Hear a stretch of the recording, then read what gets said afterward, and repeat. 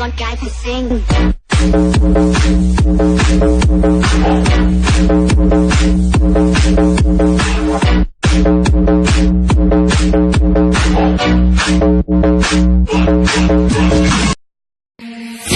Tôi nói là cưới em về đời anh bớt khổ, thành thị làm chi gái thời này phô lắm anh ơi. Ta cùng đi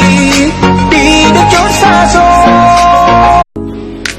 Dịu dàng em bia nắng vội mang anh trắng lẻ loi kể rồi đẹp.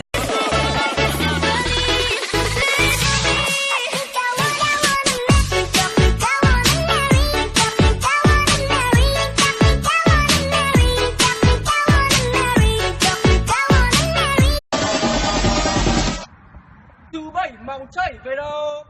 Thứ bảy máu chảy về tim.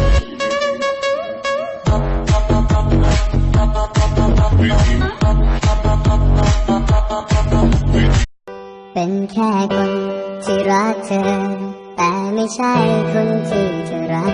ได้อยู่ใกล้ๆได้นอนนุ่นตาก็เพียงแค่ในความฝันเพราะเธอมีเขา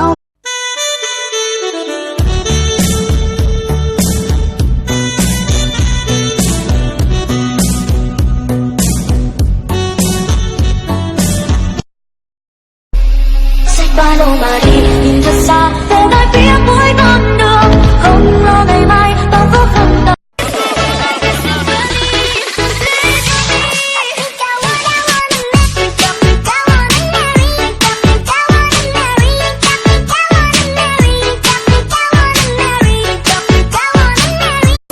สวัสดีครับคุณครูที่เคารพรักช่วงนี้ผมขอหยุดพักไม่ไปรบ Một ngày em muốn bước lên đô thành vì